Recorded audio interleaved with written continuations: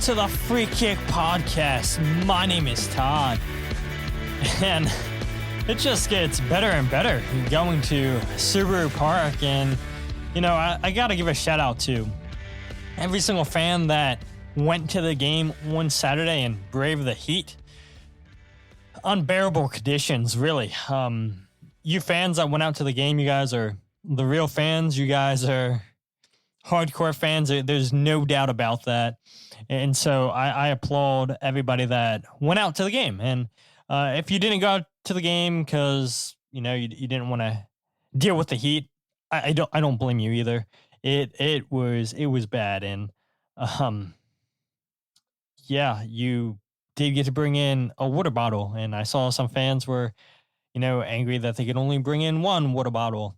And yeah, that is unfortunate. And I don't know, it's weird. I mean, I'd hate to compare the Union to Atlanta United, but truthfully, it's the only stadium that I've been to that has cheap prices on concessions. And, you know, I think fans would not have been as upset, you know, if buying bottles of water aren't as expensive as they are in the stadium. I think it's like $6 or something. And when I was last down in Georgia, it was like $2 at Mercedes-Benz Stadium in 2022. I haven't been there in 2 years, so I mean, maybe something changed. Maybe they're a little bit more expensive, but really love Mercedes-Benz Stadium and just how they take care of the fans. They look out for the fans down there, and you know, you can compare it to other sports. I saw Union fans saying that, yeah, the Phillies allow you to bring in bottled water. Yeah, Phillies let you bring in food. And I've never been to a Phillies game, so I can't speak on that. So I just go off of what I hear people say. But, you know, could the Union go and adopt that? Yeah, I think they could, but are they going to? No, absolutely not. They've got to make their money. The vendors have to make their money. And I would be shocked if we ever see the Union, you know, allow you to bring in your own food, your own water. I'd be shocked, honestly. But we don't need to spend any more time talking about how hot the game was on Saturday. You guys know that went. Or maybe you guys didn't go and you guys went outside on Saturday. You guys know how hot it was. And so we have 2 news points I want to talk about. We have 6 clips lined up. I mean, this episode's basically going to be the Jakob Glesnes show because we have 3 clips from Jakob Glesnes we're going to play. One from Tai Baribo, one by Jim Curtin, or 2 by Jim Curtin. And then, yeah, I'll just go ahead and give my overall thoughts from the game. So without further ado, let's get straight into the news.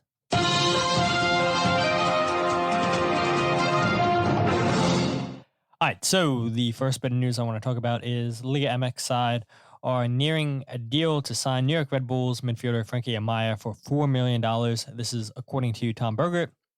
And so why is this relevant? Well, the Union play New York Red Bulls at Subaru Park in 2 weeks, and they could be without one of their key midfielders whenever this deal does get finalized and it all becomes official. But like I said, Tom Bergert said that the 2 sides are nearing a deal, and that's a good bit of money for Frankie Amaya. And he started his career out with FC Cincinnati, and when there was talks that, yeah, Cincinnati were moving on from Frankie Amaya, you know, I don't know if this was reported officially or if it was just talks from behind the scenes, but supposedly the Union were interested in Frankie Amaya when he was at Cincinnati, and the Union wanted to bring him to the club, couldn't strike a deal, and FC Cincinnati wound up sending Frankie to New York Red Bulls. But you go ahead and look at his time with the Red Bulls.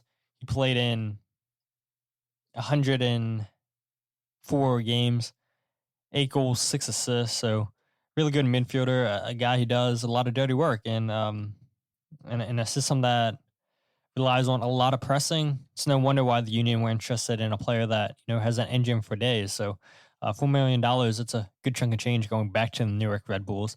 And then the last bit of news I want to talk about is San Jose Earthquakes have fired manager Luchi Gonzalez. Luchi's first season was last year with San Jose in 2023.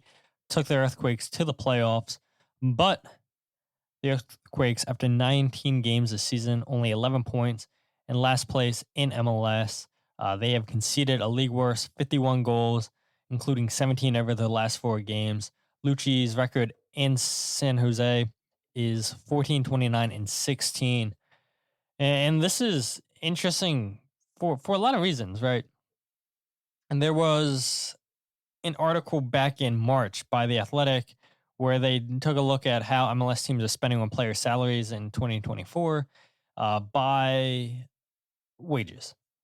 And so this doesn't include transfer fees. It just includes, what teams are paying in terms of their salaries to the players. And so, of course, this is going to change come September when the MLS salary guide gets updated for transfers that may have happened after the cutoff of the MLSPA sending their first half of the season salary guide, and then obviously summer transfers and everything that's going to affect this as well.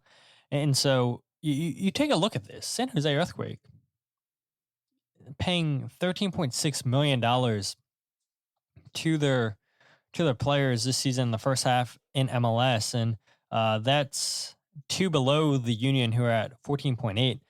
The Union are at 24th highest spending team in MLS in terms of salary, while San Jose are in 26th. And yeah, it's just interesting to me to look at a team that has cheap ownership, and their fans have expressed that wholeheartedly. I believe the owner, Jeff Fisher, also owns the baseball team, the Oakland Athletics. And yeah, we know how big of a mess that is with the Athletics leaving Oakland to go to Las Vegas. And those fans aren't happy with that move, not happy with how little their ownership group invests in the team. The A's are one of the lowest spending teams in MLB, and it's the same with their MLS side too, San Jose Earthquakes. And so, I don't think firing Luchi is going to change the results at all in San Jose. I remember talking to Ted Ramey, the radio play-by-play last season for the Earthquakes, and who is around the time the Union and the Earthquakes were about to play each other. And, there was a lot of positivity in that locker room, a lot of positivity in that franchise with watching what Luchi is doing. You can see the ideas that he wanted to implement, Luchi ball, as people deemed it, during his time with FC Dallas. And Jeff Fisher believes that, this is the right move to do to fire the manager, and this will get them where they need to be in MLS. But yeah, I don't think so. And I was looking at this too before we started to record the podcast. There's been 4 firings in MLS. So we had Gary Smith, we had Gonzalo Pineda, we had Dallas firing their manager, Nico Estevez, and now we have Luchi Gonzalez getting fired, and 4 coaches gone by the halfway point. And it's interesting, right? Because, yeah, San Jose is sitting in last place, and so this is why they make the move, because they only have 11 points. But when half the league, more than half the league, makes the playoffs, you still have a chance. And, maybe firing the manager is the spark that you need. But yeah, I just think it's funny where San Jose sit with 11 points, last place in MLS. And yeah, they have a lot of games to make up, but theoretically, they're not out of the playoffs yet. And they believe firing the manager is what's going to help them turn the ship. And yeah, again, I mean, a team that doesn't really invest that much, a team that's not producing a lot of players through the academy, yeah, the manager can't do it all on themselves. So without further ado, let's go ahead and talk about this Philadelphia Union versus Charlotte FC match. As we know, the Union once again loses this game at Subaru Park by a score of 2-0. And I wrote this in my article because I wrote the article first and the podcast and the goals breakdown second and third. And that's now 8 games in a row for the Union without a win. 8 games in a row without a home win. It's crazy. And that is a new record. It is 100% a new record for the Union with 8 games at home without a win. It's not good enough. And you look, 6 games now in a row without a win, whether it be home and away. And you're like, well, that must be a new record. It's not. The Union's lone win, one win in the last 13. The Union's lone win came against New England Revolution. I don't have to keep harping on this. Yes, we know that they beat a New England team that was down 10 men with basically 80 plus minutes left to be played in that match. Union did what they had to do. But since then, it's 6 games now without a win. 8 straight home games without a win. March 30th, the last home win that we saw for the Union. It's not great. And the Union's longest winless streak, because it is a 6-game winless streak, longest streak was set in 2014, where the Union had went 9 games without a win, 5-4. But you don't feel confident going into Subaru Park, and people ask me all the time, what do I expect is going to happen today? And I say, I don't think a win's going to happen. I really don't. I mean, as hard as that's to say, this team doesn't show me anything at home. I feel more confident with this team on the road than I do at Subaru Park. And it's interesting. One of the clips I'm going to play of Jakob Glesnes, we finally got a player on record to say, look, we struggle against teams that sit deep, make us possess the ball. And I've been saying that how many times on this podcast? That the key to beat the Union is to let the Union beat you with the ball. And the Union can't do it. And you see teams come into Subaru Park and do exactly that. Force the Union to break them down. And it doesn't happen. And so whether it be Toronto, whether it be Montreal, they all do the same game plan. Let the Union have the ball. Let them dictate the game. Bring the game to us. And we'll hit you on the counterattack. Because the Union defensively aren't good enough. 1v1, they are not good enough. And specifically, the play I'm talking about, the player that all of you guys are thinking about, is Jakob Glesnes. And I have more clips to play for Jakob Glesnes, talking about, his performances specifically, the team's performance. And I respect Jakob for speaking to the media and, offering his thoughts and everything. It's not easy to face the media when you haven't been in good form for basically the whole season.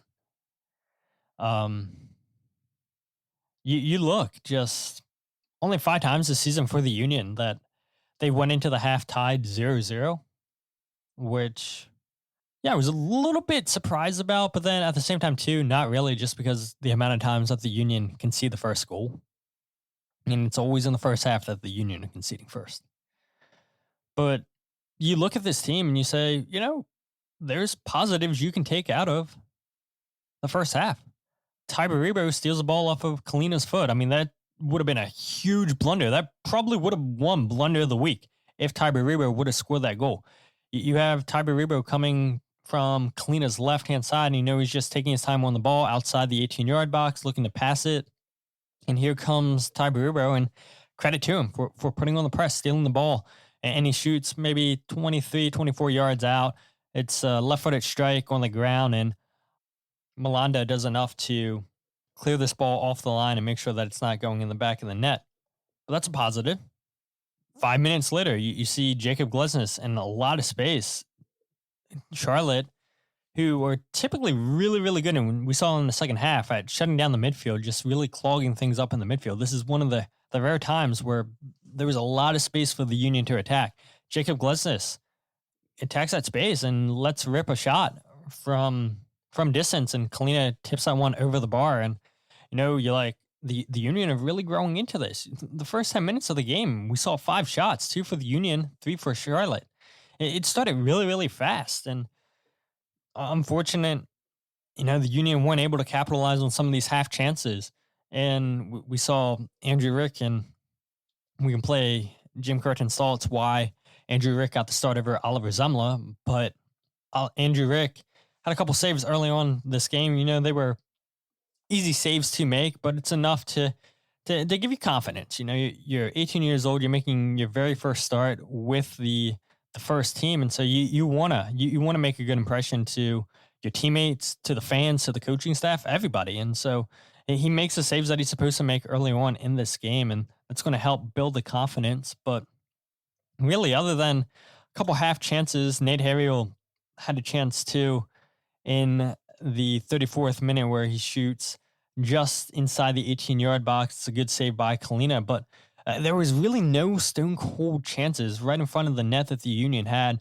You saw right before the break that there was a free kick opportunity for Jeremy Raffanello, and he hits this over the bar. And you had Kai Wagner a little bit disappointed with him, wanting him to do better with that shot. And I guess Jeremy won that argument with Kai, allowing him to take the free kick. And yeah, you would hope Jeremy would put that shot on target, but just really no stone cold chance for the Union in the first half. But they keep a 0 on the score sheet, and you hope that this team, like they did the last two previous games, conceding first within the first 5 minutes of the second half, you hope that that doesn't happen against Charlotte. And actually, the Union, I thought, started the second half better. You had a chance from outside the box with Mikael Uhre, gets blocked. You have a chance with Jesus Bueno at the top of the arch, gets blocked. But to the Union's credit, they came out. They came out better than what they did the last two games in the second half. And this is where Charlotte started to play better, making things really, really difficult for the Union in the middle of the field. You can see what I'm talking about in the goals breakdown video, youtube.com/freekickpod. And the Union had to go out wide a lot of times, a lot of crosses sent in by the Union, which I feel like's typical for this team, just to send those crosses in. But chances coming down the middle was not going to happen. And that's a credit to the halftime adjustments that Charlotte made. And Jim Curtin said it in his midweek press conference that they're a team that's very well disciplined, a team that gets into 2 blocks of 4 that just really make it hard for you to break them down in the middle of the field. And that's exactly what we saw happen in the second half of the field. Not a lot of opportunities given in the first by Charlotte to the Union, but there were half chances there. The Union just going to capitalize on them. And the second half, those chances really, really disappeared. And the 2 goals that the Union conceded, the first one, 6 passes. That's all it took from Kalina in his 18-yard box all the way to the Union's right side of the field towards the right corner flag. 6 passes is all it took for Charlotte to get the first goal in this game.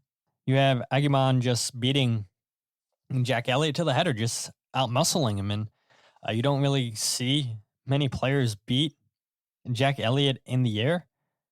But this is just a situation of, who wanted it more. And Jack Elliott gets out-muscled. There's nothing he could do there. And then the second goal that the Union conceded in the 63rd minute, I believe it was really piss poor defending by Jakob Glesnes. Gets beat 1v1. Stabs at the ball.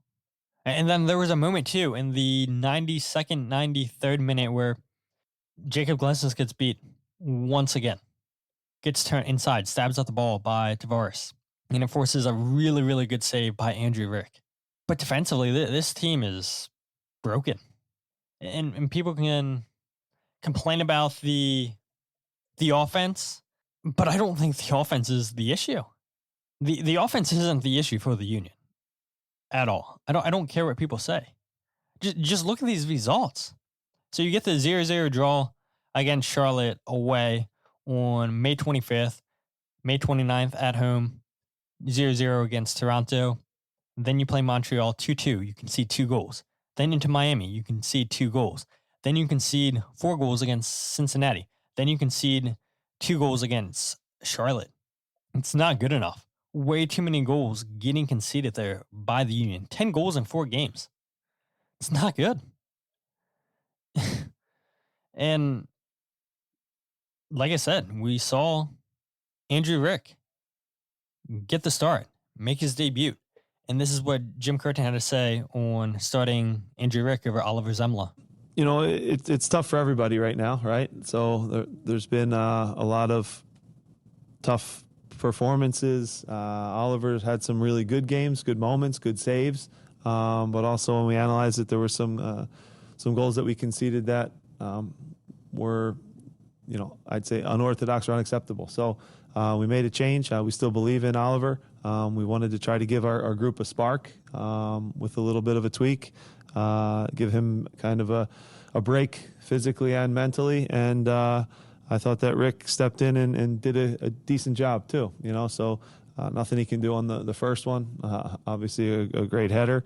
And we need to do a better job just denying the service there. So we made the decision to make a change, to try to give a spark, and we didn't get it.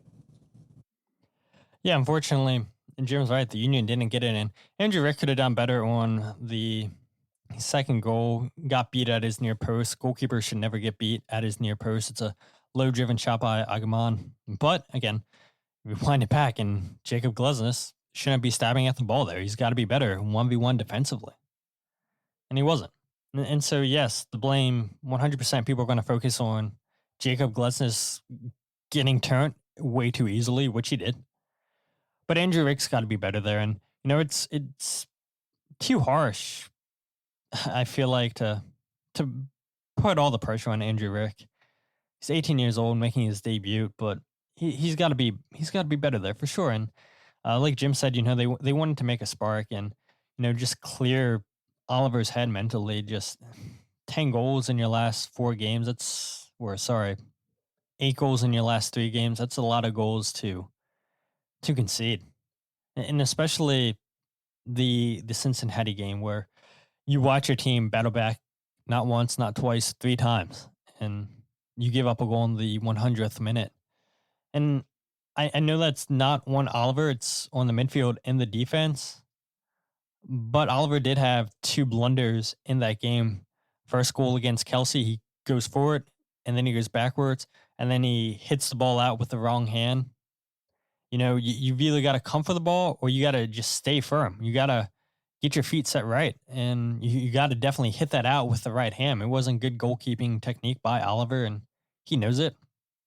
And then getting chipped by Orishano, that's you can't have that.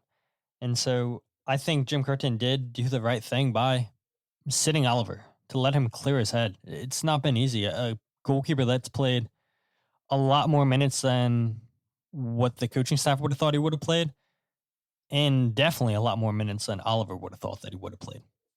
And so, I don't blame Andrew Rick whatsoever for this defeat. Proud to see him make his debut, the youngest goalkeeper ever to start a game for the Union, I believe it was. But yeah, it's just tough. It's tough when your team lets you down defensively like the Union have the last couple games. And I'll go back to my conversation with Kai Wagner. I don't think I played the clip for you guys, and I think Kai was a little bit annoyed where I talked about the defense just conceding a lot of goals, and Kai was like, it's not always just on the defense. And Kai's not wrong. A lot of times you don't see the midfielders tracking back. You see a lot of loose runners through the midfield. And now that puts the defenders in 2v1 situations. And it's like, do you go with the ball? Do you go for the man? Of course you go for the ball, because if you don't go with the ball, then it's a wide open lane for them to run to.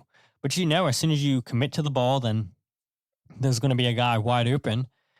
And you hope that your goalkeeper makes a save. You hope somebody gets back in time. You hope maybe you can switch off quick enough. And yeah, it is a little bit harsh, I feel like, to blame the defense when the midfield twos just at as much fault when they're not coming back, tracking back. But yeah, defensively, you've got to be better at defending 1v1. Jim Curtin was also asked after the game, is he confident in the group as it stands right now to make a playoff push? It's not an excuse, but it is a reality that 5 to 6 starters aren't here. So to judge us and say, can we make a run? I do think we can when everyone is here and healthy and playing at their max. Like I've told you guys, our margins are razor thin, and right now we're getting exposed. Winning and success over the last several years, does always cover a lot of things. That's the number one priority. When you win, there's a lot less questions or analysis, but I take the blame. It's on me. I have to find a way to turn it around.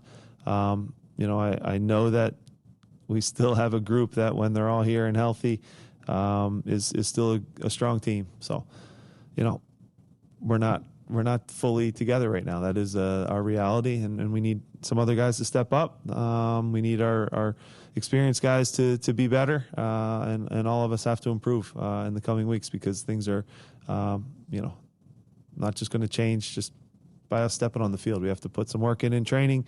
We have to find a way to turn this around, and it hurts right now. And I know you guys are sick of hearing me say it too, I'd imagine. Yeah, I mean, Jim's not naive. He knows that the media is tired of him saying that we're missing players. The fans are definitely tired of him saying we're missing players.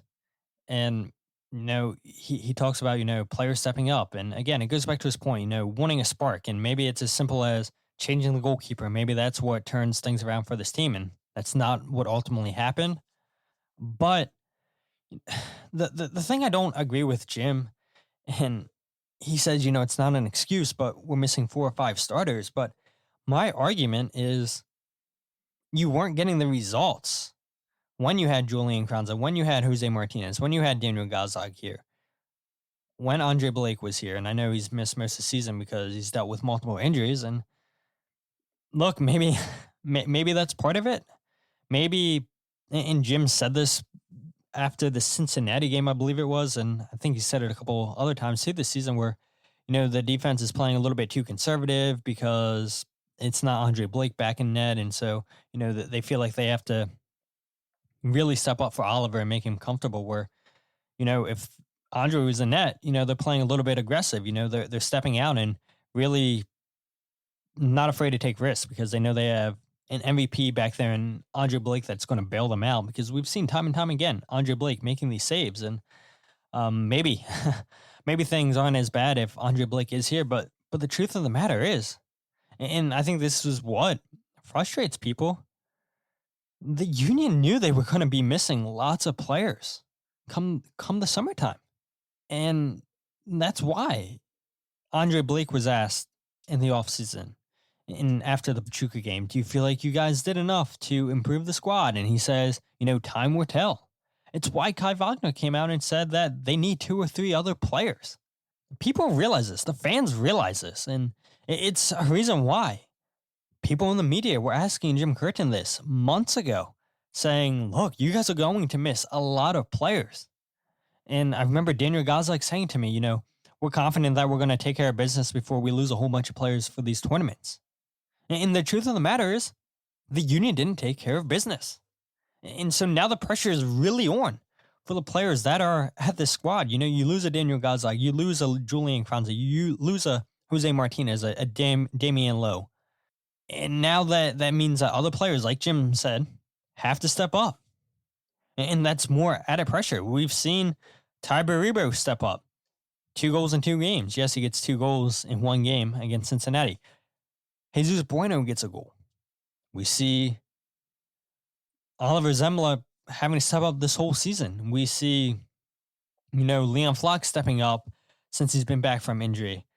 Yeah, I mean, you want to see other players step up, but it's so hard when you look. CJ only comes on and makes his debut. Congrats to him. But look at the bench. Do you really expect players like David Vasquez, CJ Olney, Sanders Ngabo, Aluwetu Makanya, Marcus Anderson, all those players were on the bench. Do you really expect them to step up and make a difference? Do you really? That's a lot of pressure on these guys, because this goes back, and I hate bringing this up, it goes back to just how bad the last couple of transfer windows have been. If these guys were good enough, they'd be playing. But they're just simply not good enough. And for the young homegrowns, CJ Olney, David Vasquez, it's a lot of pressure on these guys to say, hey, look, we're not getting a spark to these players that we're playing double your salary to, triple your salary to. Go provide that spark for us. That's a lot of pressure on them. And Jim's right, the media's tired of hearing the excuse. The fans are tired of hearing the excuse. But this team has known before the season even kicked off that we're going to be missing a lot of players to Copa America, to the Euros, to the Olympics. And you get what you invest in. And what you're investing in is projects that you hope one day can live up to the potential you see in them. But the truth of the matter is, they're not ready in this moment to step up and be game changers. It's, it's too much pressure on them. And yeah, I mean, do you blame Ernst Tanner? I think some of the fans probably do. I think most of the fans blame ownership, which, by the way, I feel like I've given fans a lot of crap on the podcast the last couple of shows. And well done to the fans. I said it in the opener. For anybody that came out to the game, well done. And yeah, they were pretty noisy the whole first half, I thought. For the second half, too. I mean, the fans really brought the energy this game. But the one thing that I got to tip my hat to is, fans chanting twice in the second half. Sell the team. Sell the team. Hats off to you. The first organized protest that we've seen since the coffin 9 years ago for Nick Sakevich.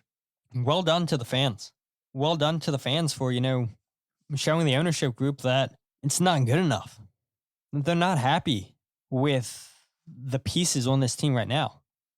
And of course, you don't renew your season tickets. You don't buy concessions. You don't buy merchandise.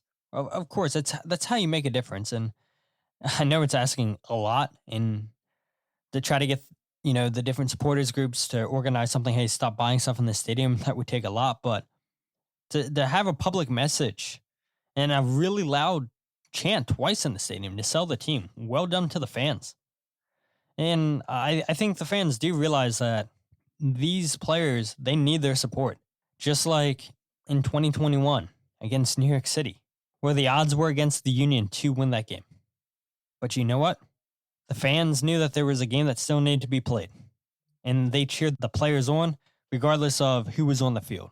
And of course, the Union take the lead 1-0, own goal by New York City, and then give up 2 late goals. And I just remember the heartbreak on a player like Stuart Finley's face, Olivier Bizo, Nate Harriel, Aurelian Collin, his last game. Really heartbreaking stuff for these players to give their all in a game that everybody was discounting them because of so many players missing because of COVID. And there was still a game that needed to be played, just like there's still games that need to be played with the current players on this team. And Jim said it multiple times that, the players that we have are going to be the players that get us through this mess, and hinting at no transfers are going to come this summertime. So I'll be curious to see, what the fans do in 2 weeks against New York Red Bulls. How do the fans protest? Is it more of the same, louder, sell the team chants? Fans not show up for that game against New York Red Bulls? I'll be curious to see what happens. But we have 4 more clips, I believe it is. And so I guess we'll turn the rest of the podcast right here into the Jakob Glesnes section. And then we'll go into Tai Baribo and Mikael Uhre's partnership. But Jakob Glesnes was asked after the game, your form's not been the greatest. Wasn't great against Charlotte. How do you fix it?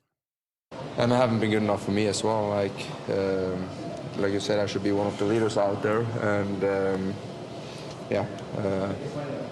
it is moments where I haven't been good enough. So, but again, I can't do anything with what have happened. So now I just have to move forward and do something with what I can do, and that's the next situation. Yeah, I mean, Jacob's right in one sense that, the mistakes that he's made in the past are the mistakes that he's made in the past. He can't do anything to correct them. All he can do is look forward to the next game and hope to improve on what he's done wrong in the past. And hopefully, his form can get back to what it once was in 2022, being the defender of the year, being in the MLS's best 11. Does Jakob ever return back to that form? I don't know. I really don't know. You hope he can, but it's not been a good 2024 season for Jakob Glesnes. And there was moments last year too where you look and his form wasn't great either. And I don't know, it makes you think, and I've said this before too. I don't know if I've said it on the podcast, but I'm about to now. And you look at how this team likes to play. Jakob Glesnes, he's 30 years old. You look at Jack Elliott, he's 28, going to be 29 years old this season. Damian Lowe, I know hasn't been around for a long time with the Union. He's 31 years old. And so you don't have young center backs anymore. These guys are getting older. And a team that's played a high press system for all these years. Jakob Glesnes joined the club in 2020, I believe it was. Jack Elliott's been here for a while. But when you're playing this high press system, you're going to wear down players a lot more than what a normal player would be like when you play a high press system. And so I do think, part of it is this team's just worn out. And I think that's why fans have said, get new players. And I've used the example of Liverpool. And I think now that I'm remembering, I have brought that up on the podcast before because I said it's what Liverpool did. Once those guys couldn't press anymore, when their legs weren't there anymore, they brought in fresher players. And so it's always been a little bit of a head scratcher for me why the Union didn't do that. I think it's pretty clear that these guys have just almost been used to their max. Jakob Glesnes was asked after the game, what about the team's form? Teams come into Subaru Park and you guys just can't get results anymore. And this is what Jakob had to say. Reason that we're not winning. And we see when we haven't taken our chances in the tight moments earlier on the season, then we see now the momentum that we had earlier is away. Like when people was coming here to Subaru Park, they knew before the game that, okay, we're not going to take any points here tonight. And that momentum, we have lost that now. So we have to get together, everyone, probably talk about it and see what we have to do to come back on the track that we have been for so many years, that we have been where we have been hard to play against, that you was talking about earlier, where we are probably sitting a little bit lower and we get like our chances to counter-attack because we are not best when we have to play tiki-taka against the teams, and they know that when they're coming here as well. So we have to come back where we are can sit a little bit more, work our asses off, and then we get our chances in the counter-attack, because that's what I've been making us as a strong team now over years. So we have to come back to that. And Jacob's right. That's the way that the Union have been put together. You sit deep, you win the ball back, as little number of passes as you can make, play that long ball up top. You're playing direct soccer, and people will say, oh, this is anti-football, but it's what's made the Union successful. And teams know that. And coaches have been asked, have you guys figured out how to beat the Union? And that they've been giving the complimentary answer saying, no, they're a good team. They have a history of being successful with the way that they're doing, blah, blah, blah, blah, blah. But the truth is, teams have figured out how to beat the Union. Look, I'm a nobody. If I can figure out, force the Union to have the ball, you guys notice this too. If we can all figure this out, you force the Union to have the ball, they're going to struggle. You heard Jakob Glesnes say it. When we have to be tiki-taka, possession the ball, breaking teams down with multiple passes, we struggle because that's not how this team's been constructed. And so finally we have a player going on record saying, we cannot play this way. This is what teams are doing to us, and we don't know how to stop it. We can't stop it. We need to get back to sitting deep and then playing those long balls. But those long balls don't work because teams are ready for it. They set up for it. You see teams play a higher line against the Union now, catching the Union offsides. And I didn't have this in my notes, so I'll go ahead and stall time and see how many times the Union have been called offsides. But I would not be surprised if the Union are in the top 5, just because, teams know how to set up shop now. And it sucks. So I'm looking at it right here, 47 for Cincinnati and Colorado and Toronto. Second, Miami, 46, Union, and third with 45. So, yeah, top 5, I knew it. Union have been caught off a lot of times because teams are playing high lines or catching these guys offside. And Union just don't know how to beat teams. They don't have the players. They do not have the players to play any other way other than playing direct. And that's an issue. That's an issue. And Jim Curtin can only do what he can do with the players he has on this roster. And it's a shame. But you're in this situation because ownership doesn't give you a lot of money. Ernst Tanner hasn't hit on the last 4 transfer windows. And you can only coach with what you have. And what you have doesn't seem to be a lot. But the last clip I played from Jakob Glesnes is, he was asked, yeah, you seem to be healthy. You're playing games, obviously. But did something change, like, after your sports hernia surgery? And this is what Jakob had to say in regards to the surgery he got last November, I want to say it was, late in the season, after the first game against New England. You can answer. What do you want me to answer from that? I have no idea. I'm not a doctor, so I have no idea. No, like, it happened tough. Like, of course, when a team is not doing well, and of course, where I'm playing at the back, and if you don't do your job, then you see it. So, but again, I'm not going to use the surgery as an excuse now because it's 6 months ago. But yeah, it is a tough moment for the team, and it's a tough moment for me. But we have to work our asses off to come out of this position that we are in now.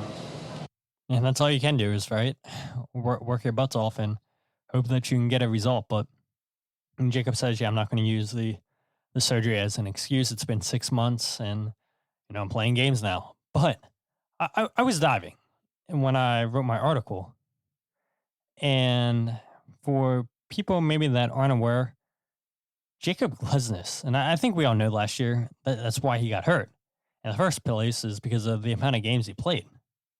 But Jakob Glesnes has played 67 games in the last year and a half in all competitions for a total of 5,614 minutes. The next closest Union center back is Jack Elliott, who has played 5,396 minutes in 69 games in all competition. You want to get specific with just this year? Then Jakob Glesnes has played 1,780 minutes, and no other center back has come close to that amount of time. Jack Elliott's at 1,224, and Damian Lowe is at 937 minutes. So, yeah, could Jakob be struggling because of that surgery? Sure, he could be. He's not going to use it as an excuse. And none of us know Jacob's body other than Jakob. But I do think part of the issue is, he's just playing simply way too many minutes. And there's not enough rest for him compared to the other 2 center backs. And again, that goes back to not constructing a great roster. If Makanya was a good signing, he'd be playing. It's as simple as that. Do you think Jakob Glesnes and Jim Curtin want him playing 1,780 minutes this season? Do you think they want him playing that many minutes when you look at the other center backs? No. I really don't think so. And Jim's going to say, he's a leader for us. He's one of our better players. But why did he get hurt last year? It's the amount of games, the amount of times Jakob Glesnes was thrown out there. Jack Elliott's played about 500 less minutes than Jakob Glesnes. So let's do the math real quick. That comes out to be about 5.5 games less. That's a lot. Jakob Glesnes has played basically 5.5 more games than Jack Elliott with the amount of minutes he's played this season. It's ridiculous. And so I do think part of the issues is fatigue. Dude needs a break. But he can't get a break because the Union don't have anybody that can replace him. Nate Harriel's sure as hell not a center back, and that's no offense to Nate. Nate would tell you that. He's a right back. But he'll do a job. He'll fill in wherever Jim Curtin asks him to play. That's why Nate Harriel's so likable, because he's versatile. He'll fill in multiple positions. But he's not a center back. He can play it, but he's not a starter at a center back. It's like a spot starter. And Damian Lowe's away. The Union knew that he was going to be away for Copa America. So now that leaves you with 3 natural center backs because you loan out Brandon Craig. And that's why fans get so annoyed. Like, why'd you loan out Brandon Craig when you could have used him in this time? You're not wrong. You're not wrong at all. And so it's a lot of head scratching going on because of this roster. And you're gonna wind up getting Jakob Glesnes hurt, in my opinion, once again, because you keep running him into the ground. So the last thing I'll play is the partnership between Tai Baribo and Mikael Uhre. A lot of positive things we saw there in the first half with the runs that Mikael was making down the channels, which is no different than what we've seen him do with Julian Carranza. But what we are seeing is, Tai Baribo making these hard runs inside the 18-yard box, specifically like the 6-yard area. He's running near post, he's running far post. He's really trying to just get anything to try to throw the defender off. And what makes this interesting is if you have Mikael continuing to make those runs, if you have Tai continuing making these runs to the near post, and if he's able to get a flick on and cause chaos on the box, and theoretically, another player that loves making those late runs into the box, Daniel Gazdag, he should theoretically be able to feast and get more goals from open plays because of the movement by Tai Baribo. It should allow, because a lot of times Mikael is sending in those crosses from the left side of the field, it should allow an Alejandro Bedoya, a Nate Harriel, because Union love to push up their fullbacks, a Quinn Sullivan, to get on to some of these chances. And so it is interesting to see, once Daniel Gazdag gets back, will the chemistry between Tai and Mikael continue to be what it is? Will the Union generate more chances once Daniel Gazdag is here? And so, yeah, again, they combined for a goal against Cincinnati. A lot of good runs by Mikael Uhre, great runs by Tai Baribo.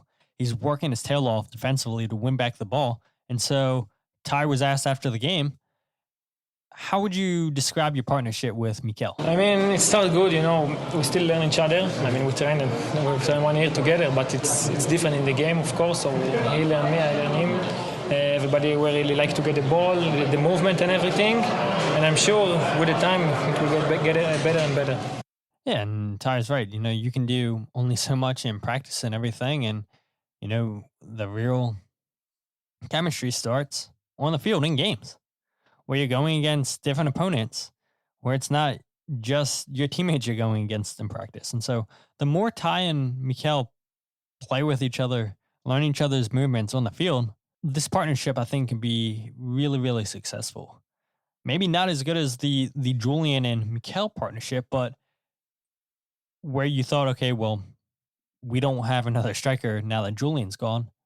Now you actually might in Tai Baribo. And so I hope he continues to get the starts the rest of the season. He should be the one getting the starts the rest of the season. I mean, you paid over $1 million for this guy. You're paying over $700,000 for him. You might as well use him because, if he doesn't work out in half a season, then yeah, you go back to the drawing board in the wintertime and say, we need another striker. Tai isn't it. We thought he was. He got his chances, and it's just not going to work out. But a lot of positives you're seeing out of him. The movement from Mikael Uhre, the combination between him and Mikael. I know Mikael was leaving a lot of passes short, but it's the right ideas. It's the right runs. It's the right movement. And I do think we'll see these guys combine for a couple more goals this season. And yeah, hopefully Tai can continue to get goals this season. Hopefully Mikael can continue to get goals. And, that would be a huge weight off the Union's shoulder where they don't have to go out and get another striker. I do think they need one because Chris Donovan's not a third string goal scorer in MLS. I do think that the Union need another midfielder. They definitely need another center back. They need another number 10, probably.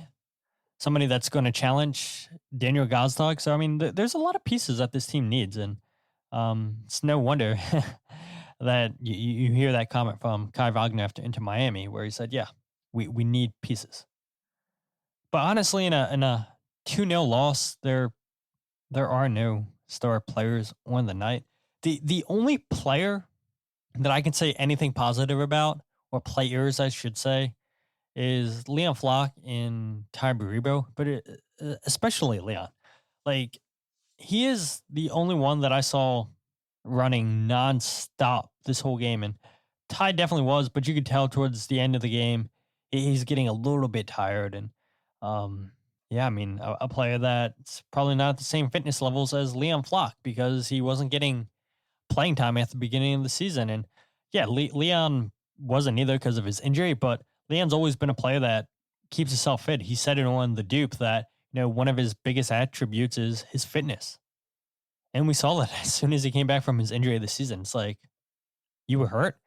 And so, yeah, I am happy with what I'm seeing from Leon Flock. Of course, fans want to see more from him, but you have a player that's trying. When you're losing games, when the results aren't going your way, that's not stopping from Leon from playing his game. So I'm really, really impressed with what I've been seeing from Leon Flock.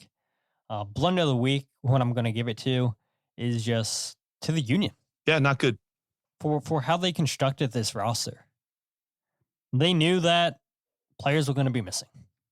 You didn't get the results that you needed in the months leading up to these different competitions, and how you're asking a lot. I said that already in the podcast, and it's difficult.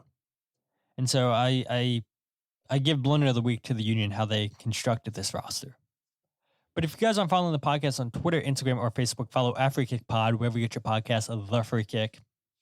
Check out the YouTube channel, youtube.com/freekickpod, which, by the way, I had 1.3 thousand people check out my video against Inter Miami. And I know there was all you Miami fans that watched that video. And I'm sure you guys aren't listening to the podcast anymore like you were because, you guys are sickos. Anytime somebody mentions Inter Miami, you guys are right on it.